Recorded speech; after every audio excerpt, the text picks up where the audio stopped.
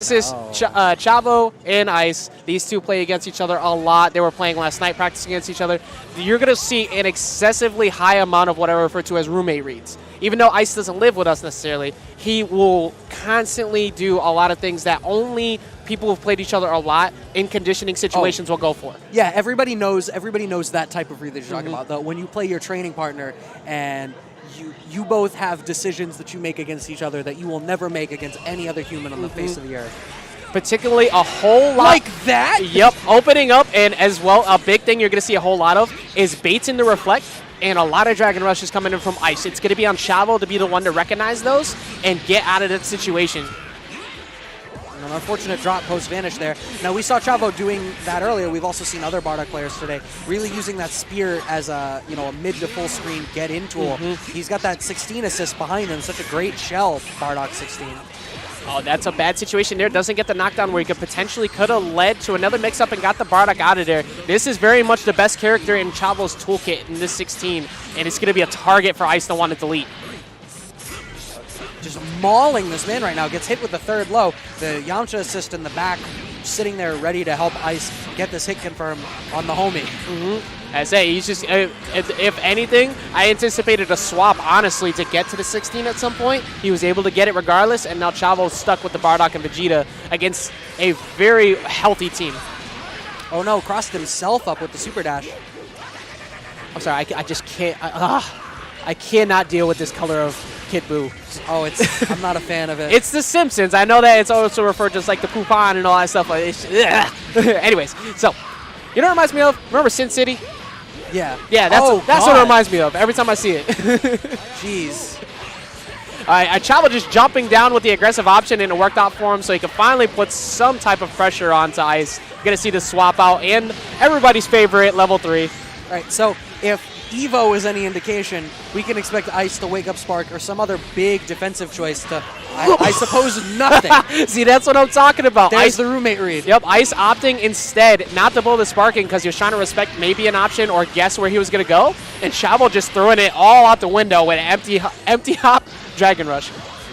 It's so bizarre. It worked out. You're ready for the tried and true post level 3 Oki situation from Bardock, and he just stares you down, wearing the blood of his people on his head. Yep, he's like, hey, it worked, and now he pretty much evened it up. This is big damage coming in from the cell, obviously, but it's a much better spot than he was in before. Neo Wolf Fang Fist, the Desert Bandit. Is this going to kill? Pretty close, oh, wow. It is. Wow, that with Yamcha's low damage output after that long cell combo, I did not think that was going to kill, so that worked out very well for Ice there. Oh, the reflects. What great presence of mind from Ice. That looked like another roommate read. I already knew that he was going to go for the rapid key blast, potentially on a backdash, and he was anticipating it. It's a big thing, and now just hopping back, baiting him out to approach with the 2H.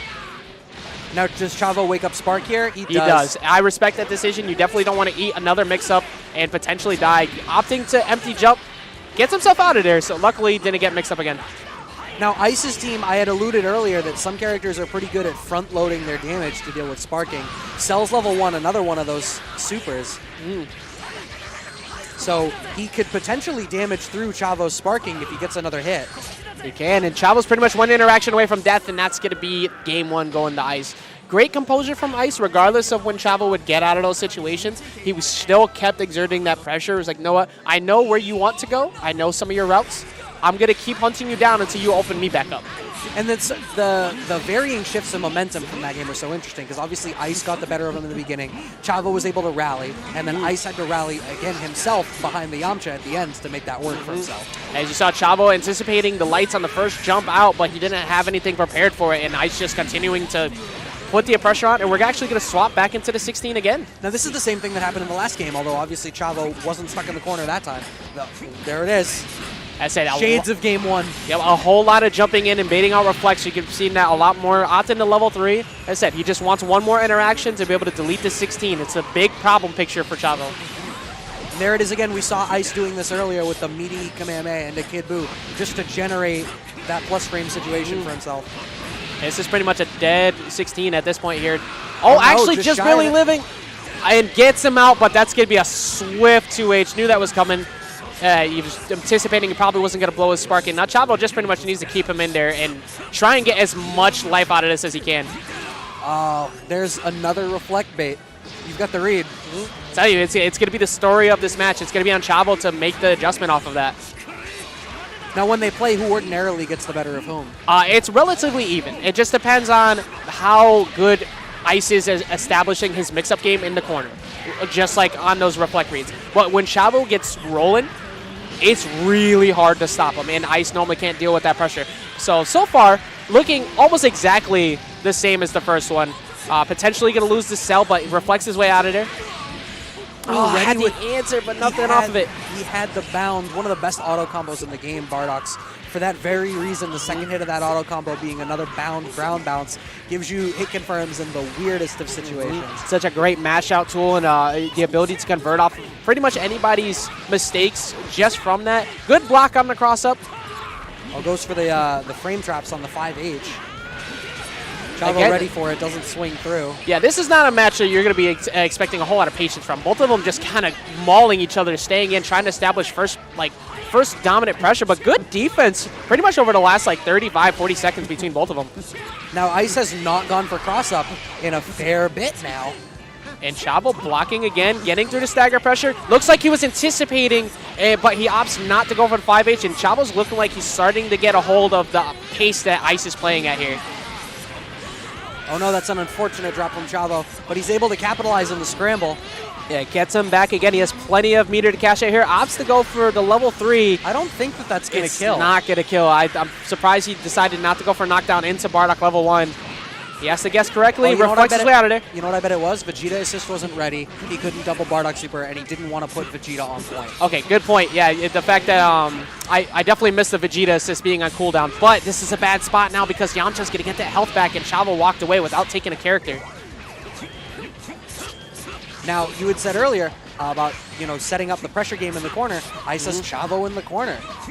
That's been sort of the thesis of Game 1 and now Game 2. And you saw that time, he went the last 3 times he reflected baits, he baited reflex, and that time he went for the empty hop low. Luckily Chavo didn't take off of block to try and mash him and meet him at it.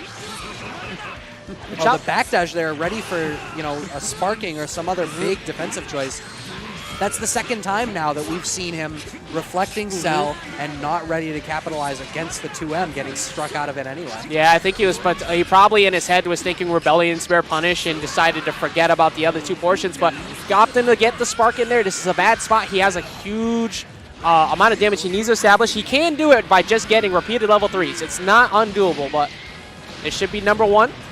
But if I'm Ice, I wake up Spark in this situation. Just stop it all. Yeah, just stop the momentum. Don't even let him carry with the Oki. Because you can afford to lose the cell, but what you can't afford to lose, and there it is you can't afford to lose the momentum with 100 seconds left and a Bardock stocked with bar. 100% agreed, and both of them just kind of empty hopping around, but Chavo's the one that gets clipped by the air-to-air situation, and this is a lot of time off the sparking, pretty much dragging it to the end. Yeah, Chavo's sparking runs out. That's going to be a dead character so long as he has hit confirms for this. Bring it back down, Wolfang Fist. Yeah. That's all she wrote. That was a quick, clean 2-0 coming in from Ice over Chavo. Again, I said the big thing, the big crutch in the success that came to Ice was establishing consistent pressure in the corner and Chavo not able to find his way out of there. Yeah, and the rare